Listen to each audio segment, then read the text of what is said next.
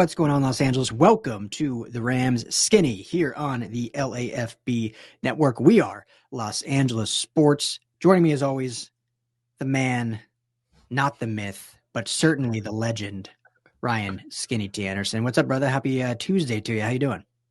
I'm doing pretty good. There's no myth about me.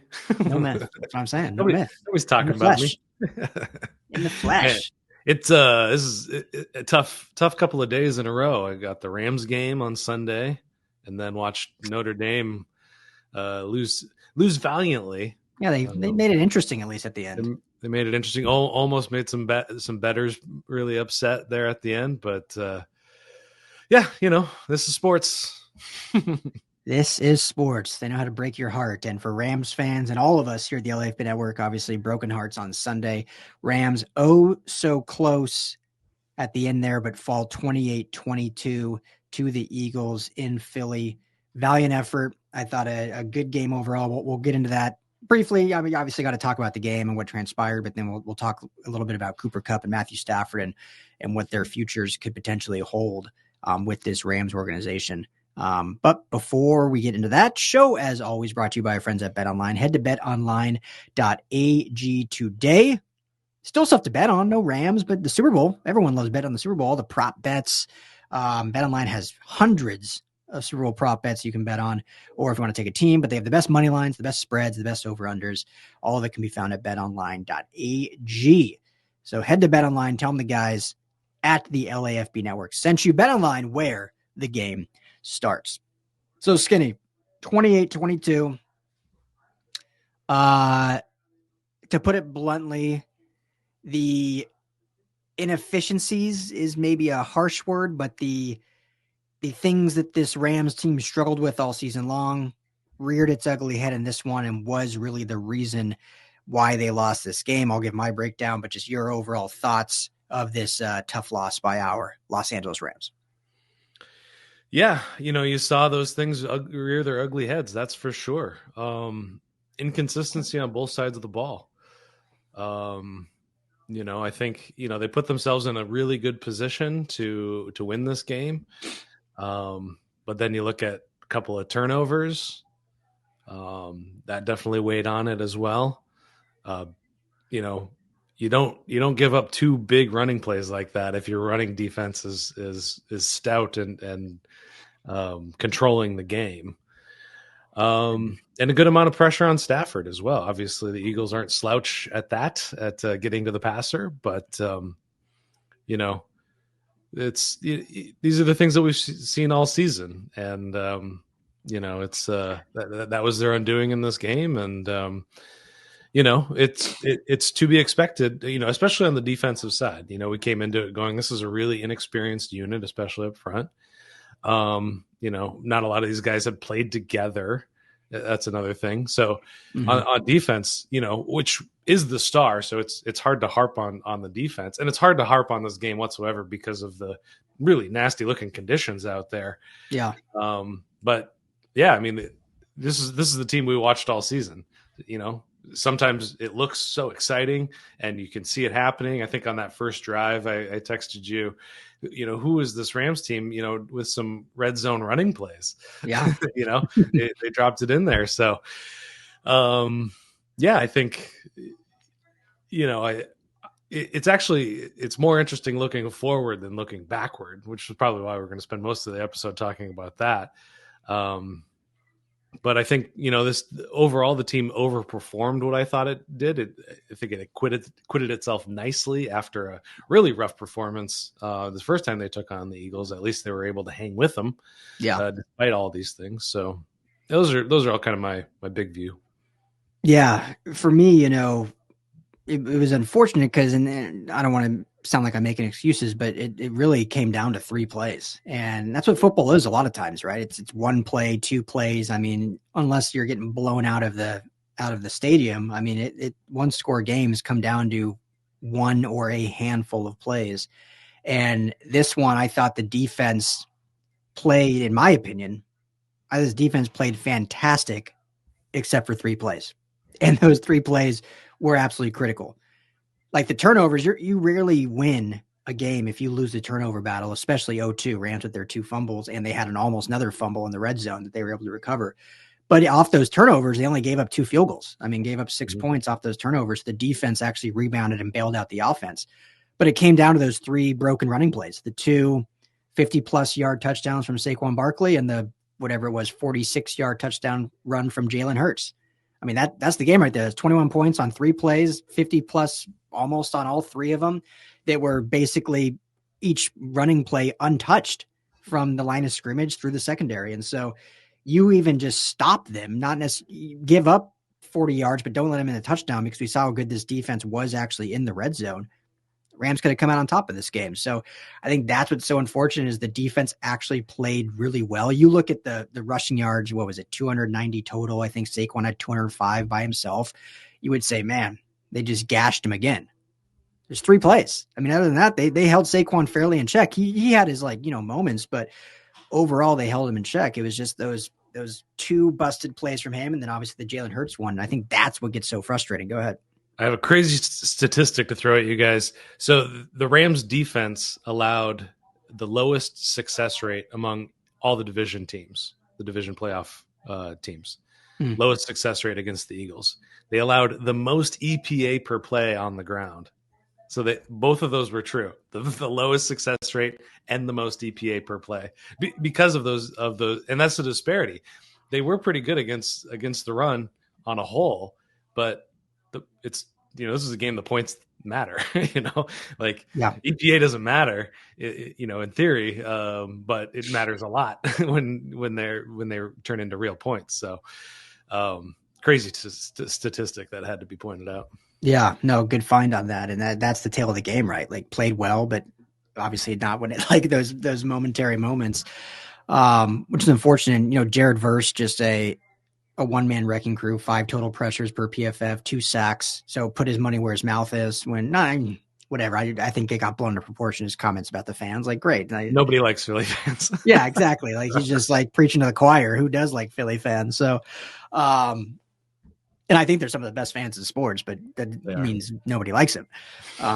And so I thought that was, blown out of proportion, but that's what you should do. This is a playoff game. It's going to maybe turn into a rivalry in the coming years with the youth of the teams. And so I think that's great. I think another positive I would take, statistically, the Eagles had the number 1 defense in football. We talked about, well, technically we didn't actually do a preview together. I did it on your off day. So, but I talked about, Vic Fangio, how he's really turned this defense around. But we've talked about in the past, the Vic Fangio defense and how it's been a kryptonite to Sean McVay and the Sean McVay offense.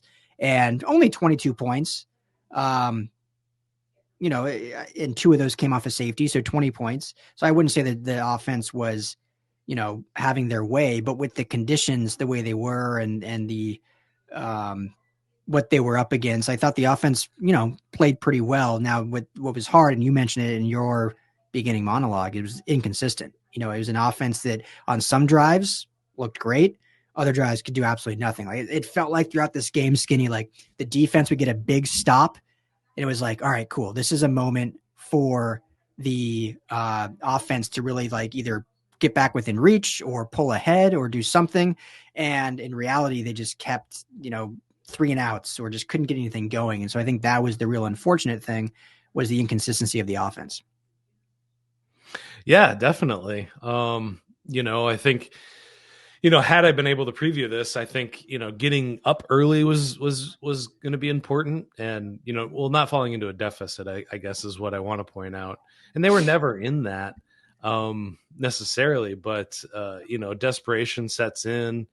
And when you're in the elements and you have to start throwing the ball, Matthew Stafford had over 300 yards in this game, passing. And they put him in that position to have to do that. And, I think he did the best that he could to make this happen. But, just looking at there's big question marks, Cooper Kupp, Tyler Higbee, both question marks, question marks in this game. You see him getting hurt and again, it's hard to criticize anybody in these conditions, but they didn't drop any passes or anything like that, but it's it's a tough one to comment on. You know what I mean? Mhm. Just because there are like, and this has been the problem for me this whole season. Is like I don't know when they're going to turn it on and when they're going to turn it off, and um, that was true in this game as well. And like I said, the defense, I think, bailed them out on those turnovers. But that also, it's like when the offense you thought was getting a little momentum, that's when they had critical mistakes. And we said that a lot throughout the year, right? Like the offense would do some things, but then have a critical mistake at a critical moment in the game. Like turnovers are never good. It's hard to win any football game when you have turnovers, but if it's early on and you can rebound from it or whatever. But in the second half, Kyron has his fumble, and then Stafford, who, like you said, I thought played overall pretty well in this game, but you're in the pocket, it's collapsing. Like, what are you doing letting the ball just flail? Like he's a vet, he knows. Like, what are you doing letting the ball just flail around like that and get the easy strip sack in the pocket? So, and then that, that was a moment I want to say was near midfield when the offense actually had a little momentum going, and then you turn it over and give them points. So, I mean, a lot to be addressed about this offense in the offseason. And that's what we'll kind of, I think, get to is talking about Stafford and Kupp, because of, how much money this was spent on this offense, and they were not the strong point of the team. And again, we're being overly critical. This is a team that was a play away from the NFC Championship game. So it's not like it was awful, but things you want to see improve. You always want to see improvement. So, but before quickly we get to that, just one last thing about this game. In your opinion, Skinny, how big of a loss was Braden Fisk getting injured in seemingly, what was it, the first defensive possession, second defensive possession, and the fact that he was then out the rest of the game with that injury? Do you think, how big of a factor do you think that had in this rush defense in terms of those three big plays?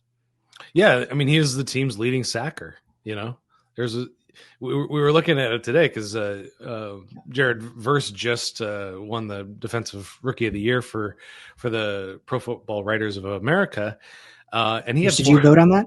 I did, yeah. Yeah, you're a voter, right? That's right. Mm-hmm. Yeah, You voted Jared Verse, I assume, right? Of course, yeah. Okay, Yeah. good. I don't know what the breakdown was, but if you voted for anybody else, anyway, he only had four sacks on the year. Braden Fisk got 8.5. Yeah, which is that's incredible. So obviously he's taking advantage. He's eating when he can. And it goes to show you the kind of the thin margins this team always operates on. They're always expecting their starters to be in there. And, they've done a hell of a job reconstructing the defensive line over the last two seasons. But you got to find some depth at that position for multiple reasons, run game, and for this, because, not everybody's Aaron Donald. Not everybody's going to play, 99% of games or whatever it was that that he ended up playing. Yeah, I mean, he's such a force on passing downs that it's a lot for the Eagles to make up for on the offensive line. So it's huge. Yeah, absolutely. So that was a huge loss, and it was interesting because it looked like he could potentially come back. I mean, he was on the sidelines for the whole first half, had his helmet on. So we haven't, to my knowledge, we haven't heard the severity of the injury yet. But it looked like he was coming back, and then after the half, it was just all downgraded to out. So they must have reevaluated at half, or basically decided it was too severe once looking at it in the locker room. But yeah, that was a huge loss, and him being in the middle of that front. You mentioned the pressure. Now this front was able to contain Jalen Hurts in the passing game. I mean, he only had 125 yards passing or whatever. Yeah, and they were able to contain him with the sacks. They had the safety, like I mentioned. So they were really good in that regard. But I think just having that other big body talent of Fisk in the run defense obviously was a big loss. Bobby Brown, I thought, had a good game. I thought Bobby Brown played really well, had that nice TFL in the backfield kind of late in the second half. So there's a lot to be excited about with this team moving forward. And I think this team exceeded expectations for just about everyone. I think you and I both had them making the playoffs before the season, but after a 1-4 start, we're definitely questioning, what could happen with this team. And they credit to Sean McVay and the staff, what they were able to get out of these players and make this run and win a playoff game and be on the brink of winning another one to go to the NFC Championship. So I think there's a lot to be excited about with this team, specifically the defense. I saw someone, I don't know who, and I'm not trying to be mean, but I saw someone on Twitter kind of say like a checklist of what the Rams should do. And one of their check was like, evaluate if Chris Shula is the right guy for the job. I'm paraphrasing, but that to me, I was like, I don't think that there needs to be any evaluation. Shula seems like a superstar as a defensive coordinator. So that was a fantastic hire for Sean McVay when everyone was kind of questioning it because there was not a lot known about Chris Shula in terms of play calling ability and schematically what he would bring, but how much he grew throughout the year, to me is incredible. And he should win assistant of the year, but he's got a lot of competition. Obviously, the guy he went against in this game, Vic Fangio, will probably be up for that award as well, as they were number one in every category. But when you look at just what he had to work with, the canvas that he had, the art that came out of that canvas that he had, I mean, I don't think there's any denying he did the best job with what he was given. You think about a guy like Raheem Morris coming in. That guy had like decades of coaching experience. He had been a head coach before he was a defensive coordinator. Yeah. And so like when he came in and did it, it was like, well, yeah, he's got plenty of experience. He knows tons about this league and all the positions and Shula, he's been around for a minute, but he was always kind of like this like guy that just kind of hung around McVay just on and staff. Like maybe he was just on staff because he's a good buddy, and like turns out, oh no, that guy's got some game. Dude can coach. Yeah. So you can coach. Yeah. So, they're going to hang on to him as long as they can until he's taken away by another team. Yeah. Which, he might have one more year before he's a head coach based on how the Sean McVay tree works. But yeah, that's slam dunk. Fantastic. And in my opinion, like I said, should be the assistant of the year. So, but with how bright the future is skinny, and we'll pivot to this now, and how great this season was, and Rams fans should be proud of how this season went, especially with how it started and, and what they did for the city, last week beating the Vikings and how memorable that was. There are going to be a lot of questions about this offense in this offseason. And most notably, and we'll have all offseason to dissect everything, so we won't spend a ton of time on it now. We'll just basically take what comments were given after the game.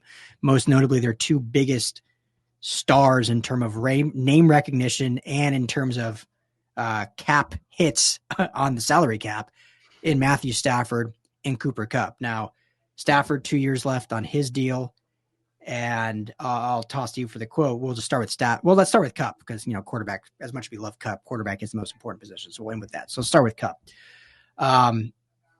We talked about it a lot down the stretch. Like Kupp seemingly was just not involved in the offense, even in this game. Now it's a hard game for passing, but still Stafford 345 yards, 300 plus yards passing. Like it went to someone and it still didn't go much to Kupp. He ended up with five catches for 70, 60 some yards, something like that. So yeah, which is great. But I think two of those were on that last drive. Yeah. And so before that was still just not as involved. And again, Stafford did a good job spreading the ball around in this game, and you got to take what the defense gives you. But as the body of work for the second half of the season, it just, whether it was Kupp's side or the Rams side, he was just not the Cooper Kupp that we've known to love in this system with this team. And asked kind of after the game about his future, and I'm paraphrasing, but basically just said, like, I want to be here, but it's out of my control. I don't know. Like I'm not saying he didn't say anything wrong. That's absolutely true. But it felt very ominous in a sense, considering his name was in trade rumors at the deadline. He was not involved in the offense very much down the stretch. And then he's really just kind of saying, like, I'd love to be here, but I don't know. Like, instead, like, again, didn't say anything wrong, but you'd hope he'd just be like, yeah, I'm going to be here next year. And you hope there'd be a little bit more like positivity. It just sounded more like melancholy. What was your thoughts on just kind of that? And do you think he will be here? Yeah, it's a tough one. I mean, the reports out there, I don't think that they're just rumors. I think that where there's smoke, there's fire with this one, that they were looking at during the trade deadline to see what they could get for him. They were looking for a second rounder, I believe. And that's a pretty steep price for a guy his age. So I think it was very real then. And I think that's what he's reflecting on is that, he's seen guys come and go. Robert Woods, beloved, not to the degree that Cooper Kupp is, but, this team is not afraid to make moves. And it goes back to something I kept saying about Tutu Atwell is like, you got to have a role on this team. And that number one, number two receivers throughout McVay's career have been his offense. That's what that's been about.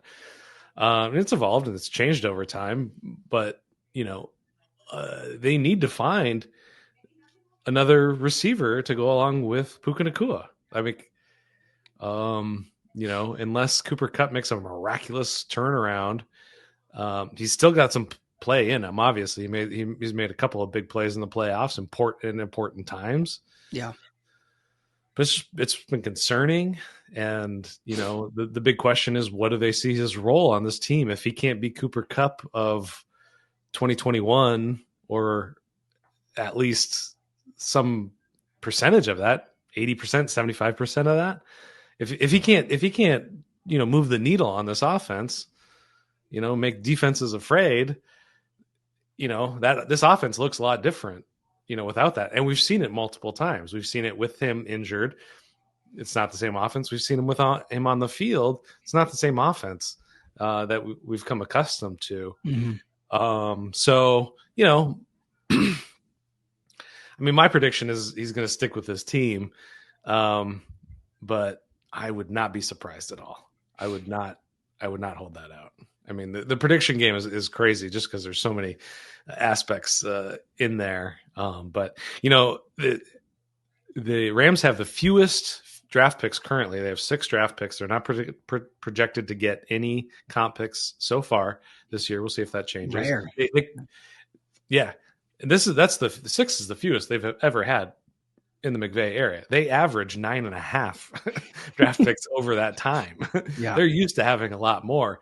So if he's a draft pick, that fits more into their model of how they do things. Get a lot of draft picks, a lot of at bats to see if you can hit a home run, and if you don't, you get on first or second base like that. This is the Rams draft strategy, and their team depends on it. You think about Cam Kintrans; he was a comp pick last year. They were able to add him. 4 interceptions. He played 46% of the snaps. Yeah, I mean, this is huge. So great point. There's that could factor into this decision making, because they'd be able to clear a lot of space on the books. They got a first round pick right now. So they could turn into 3 or 4. That could, or that could turn into a first round wide receiver, and their track record drafting wide receivers and picking up receiver talent in free agency has been stellar. Yeah, absolutely. That's a great point. And unless I'm missing something, I think the reason why they have 6 is just because of that trade up for Braden Fisk, losing their second, right? There was no other trades to lose any. I think that's all it is, right? That's the big one. I mean, they don't have a second rounder right now. Yeah, for trading up for Fisk last year, but I don't think there was any outstanding trades before that to lose any. They just don't have any comps, and they don't have any multiple from previous years.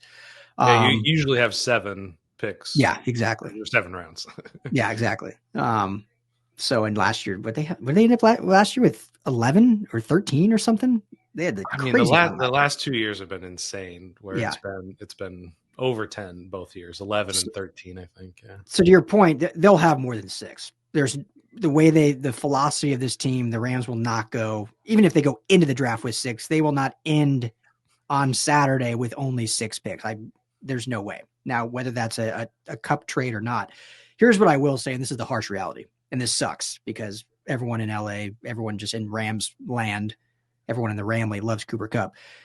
There's no way he will be back with this team at the cap number that he is at right now, based on his age, based on injury history, based on the production down the stretch. He's a cap hit of almost $30 million next year. And in his final year contract of 26, I think he's like $27 million. So almost $30 million each of these last 2 years as a cap hit. There's no way. And the Rams, as much as they love and want him back, they business wise, they won't do that. I don't think. So, and this is what's tough for both sides, because both sides want this marriage to stay. I don't think there's any doubt the Rams want him back in any capacity. Just they can't for that number. And I don't think there's a world where Kupp wants to be gone either. But for him, why would he take a pay cut? Like, fans will say, well, just, the organization is giving you a lot. We want you here. Take a pay cut.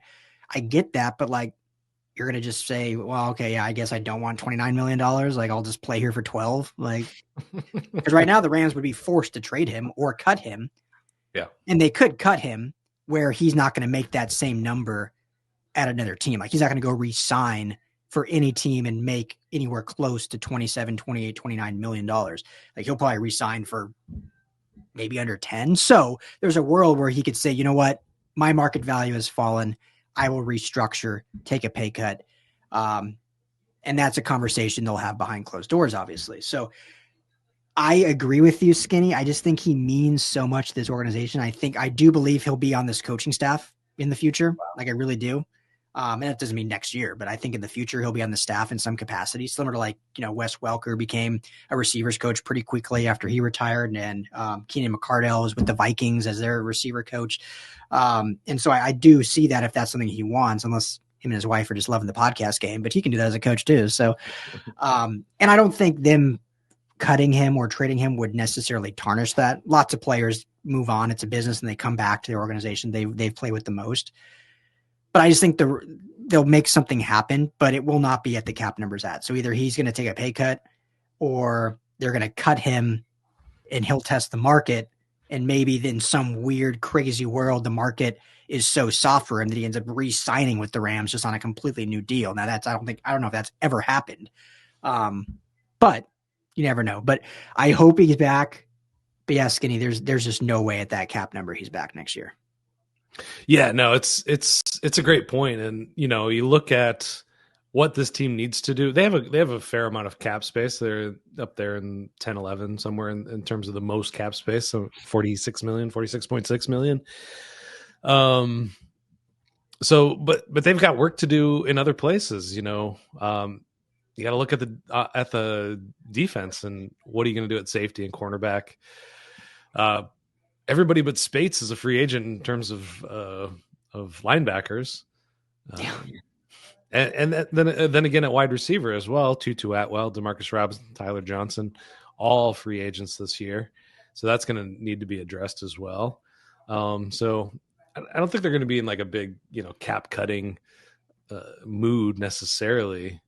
But I think you got to find, like you were saying, you got to find the balance of what's commensurate with his production and his role on the team. Do I think that he plays, 90 plus percentage of the snaps next year? I find that hard. I would find that very hard to believe, whether because of injury or because of just his ability to do all of the things. He doesn't have the ability to do all the things that he used to do. We don't see a lot of those same Cooper Kupp plays that we used to. Puka Nacua is moving into that role, kind of the bubble screens and the jet motions and that thing. He's not doing those anymore. Yeah, which is good. I mean, he shouldn't be. He can't. So yeah, it's fascinating. Yeah. So hopefully he's back. Well, obviously it's a story we'll watch and talk about the entire offseason and see what happens during free agency and draft season. And I had it in front of me. I didn't look, but I mean, his dead money cap hit is fairly large if they were to cut him. That's he doesn't have. Let me just pull it up. How about that? Beauty of the internet. So if they were to, his guaranteed salary this coming year is only $5 million, but his dead money would be $22 million pre-June 1st or $14 million post-June. So a pretty large dead money hit. They'd save $15 million in cap space on that post-June 1st, and they'd only save $7.5 pre-June 1st. So obviously they designate it for a post if they were to cut him. But is it worth cutting a Cooper Kupp to still have $15 million in dead money? We saw with Todd Gurley, so maybe they would. So we'll see. Yeah, it'll be a story we'll be paying attention to the entire offseason, obviously, and let everyone know. But let's move now to the quarterback, Matthew Stafford. After the game, again, these are unfair questions, but they have to be asked. I mean, as a reporter, you got to ask it. It's unfair right after a game ends, a tough loss. So I feel bad for these players, but when asked about his future, I'm paraphrasing. You can quote it if you have it in front of you. It basically just says, feels like he has football left to play, essentially, which would at this point would make you think, he obviously wants to be back. He's under contract for 2 years, had the restructure this offseason. Now will the Rams want him back and him back? Impossible question, but I'll toss to you first. Yeah, it comes back to a question you and I always ask, when people are critical of McVay or something. It's like, who else is out there? Who else can you go get? You want to get Kirk Cousins? Yeah. No. Sam Darnold. Sam Darnold. Maybe, he's on the maybe list. There's all sorts of reclamation projects out there that they could go. Zach Wilson is available. Jimmy Garoppolo can be re-signed. But ultimately, what we've seen over the years is the only way franchises are successful without a break is if they figure out their quarterback situation before the previous one retires. So, Favre to Rodgers, then now to Love, and then, Manning to Andrew Luck. Yeah. That's where it hits the rubber hits the road, because the draft isn't going to do it unless they want to trade up. And even then, Shadur Sanders, Cam Ward, I don't know. Yeah. Quinn Ewers, I'm not sure about either. None of those guys. And so unless they're orchestrating some crazy trade, like Stafford was such an anomaly because it was the perfect storm where the organization had said, we're moving on from Goff. Or it seemed that way at the time. Yeah. Proved to be true. Yeah. And Stafford wanted out of his situation in Detroit. Perfect marriage, works out just fine. Looking around the league, are there any of those situations with proven commodity quarterbacks that are not on the age of retirement, like Kirk Cousins? Kirk Cousins would be the example, but he's like 37, the same age as Stafford. So sorry to cut you off. There's no like 31, 32-year-old that Stafford was in that situation. Maybe Dak Prescott, but that's who I was thinking. I could see that happening just because everything's crazy there right now, that him wanting out. But I haven't heard any rumblings of that whatsoever. But so they just don't have a lot of options. So I think he'll be back next year. I think we'll see how he plays. And in terms of the Rams do they want him back? If they have some options out there that they like, better than Stafford, which is like I think they want him back because there's nothing else out there. Yeah. Well, I feel like McVay and Goff were like really close. Obviously, the joke was always about the age. They're close in age. They were close. I think. Was McVay 30, 31, and Goff was probably 22. Age-wise, I think they're like about 10 years apart because, Goff was just drafted the year before and McVay was the youngest coach ever hired. Yeah. But like McVay and Stafford, I feel like if Goff and McVay were close and got along really well, which I think McVay does with everyone, he's just like a likable guy. But I feel like him and this is, you don't make football decisions based on this, but I feel like him and Stafford are like best friends. I mean, the whole deal happened with them just like slinging back tequila shots in Cabo, like just hanging out. And so, I mean, they're basically the same age, right? Almost identical ages. They're obviously a little different stages in life. Sean McVay just had his first kid. Stafford has 4, but they have families now. I feel like they both would want to do at this point in their careers, want to do whatever it takes to keep this going. Because I still kind of believe, like, I think McVay's found that fire again where it's farther down the line he retires, but I still have a little part of me that feels like when Kupp and Stafford are both gone from this team, McVay will decide to retire as well. I still feel like that's a possibility. Now, I do not think that is all the case. If this offseason they decide to trade or cut both Stafford and Kupp, I don't think McVay is going to retire this offseason. I think he's got enough fire back that he's staying for at least the next foreseeable future.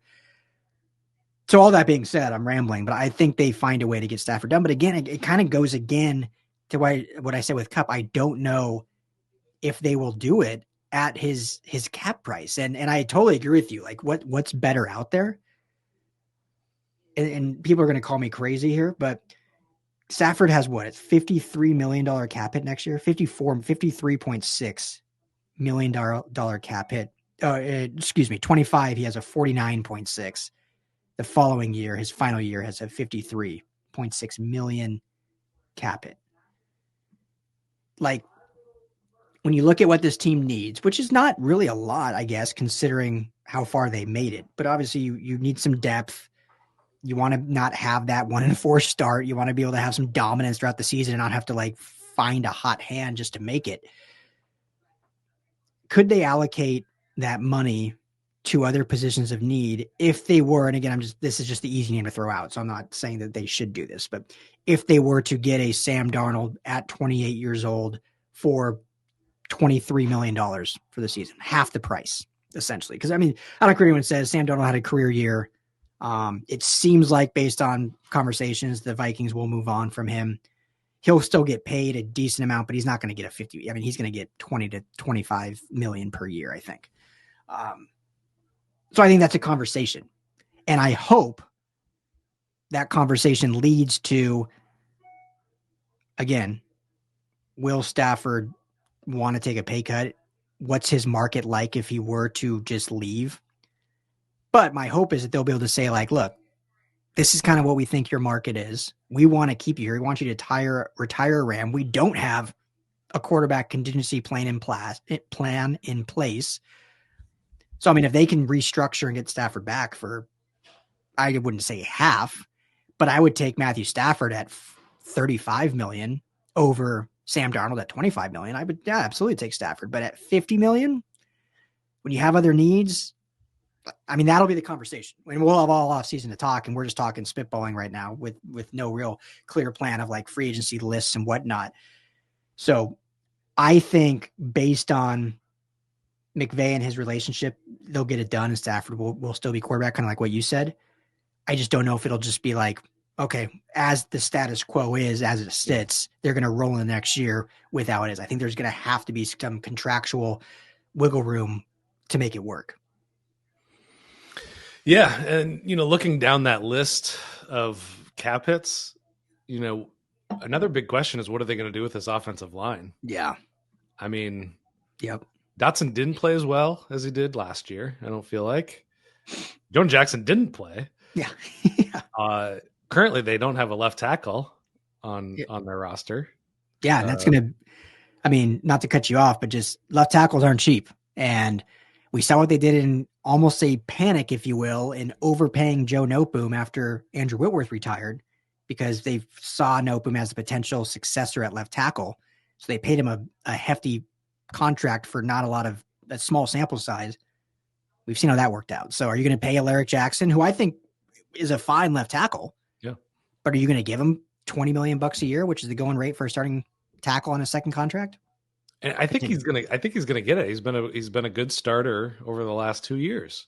Yeah. Which was just incredible, his story alone. And then you got Havenstein too, who is the next biggest cap hit, and he's struggling to stay on the field this last year and the year before. I gotta keep my years straight now that we're done with 2024. Yeah. So I think that'll be another interesting nugget to watch, is how they kind of untangle that knot. Yeah, and if you like, and that's what it goes down to too. And where are they? Let me see here. In actual cap space for 25, 46 million. Am I looking at that right? Yeah, 46.6. Yeah. So they do have money to play with. And theoretically, then you could give a good chunk of that to Alaric Jackson, get him re-signed. But if he gets what maybe we think of that 20 million-ish, maybe not that much, but let's say 15 million, that leaves you with, 20, what am I terrible at math, 30 million to play with for the entire rest of the offseason, free agency and draft picks. I mean, you're probably going to want to finagle some money elsewhere in restructures, whether that's Stafford or Kupp or both. So a lot to wrap our head around. That's all I'll say. I don't know if there's anything you want to add on that. Yeah. No, we're getting ahead of ourselves, but the season is obviously tons of fun, and you learn a lot, but like this one really gets your mind gears churning and grinding sometimes because of all the different ways it could play out. And yeah, I mean, I think they've got to invest. They're going to have to pull a trigger on a linebacker. I don't know. They won't, but they need to. Yeah, maybe they'll bring Roseboom back. I don't know. Spates will take a step forward. I mean, there's all sorts of things that could happen. Go get Ernest Jones. So yeah, right.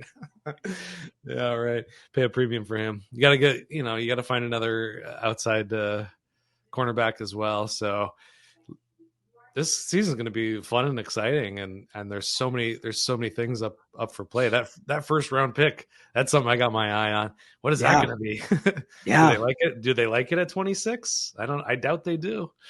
Obviously wish we had 2 more games to cover for this team. You know, we were planning on, and still hopefully we'll be there, but planning on being in New Orleans for the Super Bowl on Radio Row like we are every year, and would have loved to be able to get a second opportunity to cover the Rams while there. Then when they were here in LA, we were blessed to be on Radio Row while the Rams were going to be playing at SoFi, and would have been nice to do at the Superdome. But regardless, it's going to be a fantastic offseason. It was a fantastic season to cover. Thank you, Ramley, as always, for riding with us all year long. But don't go anywhere. We're not going anywhere all offseason, still 2 shows a week. Hopefully more. I'd love to get even more up. But obviously we got tons of articles at LAFBnetwork.com to have you covered, all of our social content at LAFB Network on X, on Instagram, on Facebook, everywhere. I guess we're still on TikTok. I guess it's back now for a little bit. It was gone. It's back. I don't know. Our guy Brandon helps run some of our socials. And so I think he puts stuff on TikTok. I haven't even looked. But everything's LAFB Network, easy to find. So Rams LAFB is the YouTube channel. Please hit that his subscribe button if you have not already. If you've never been to our YouTube channel, it's just Rams LAFB, easy to find. Hit that subscribe. Rams Skinny, anywhere you get your podcast, Apple, Spotify, and obviously everything can be found at LAFBnetwork.com. Blast of a season, plenty more to come. It's going to be a wild off season, and Skinny T, there's no one I'd rather be doing it with. So thank you, my friend. Have a fantastic day. Thank you, Ramley. Be well, be safe. Talk to you all very soon.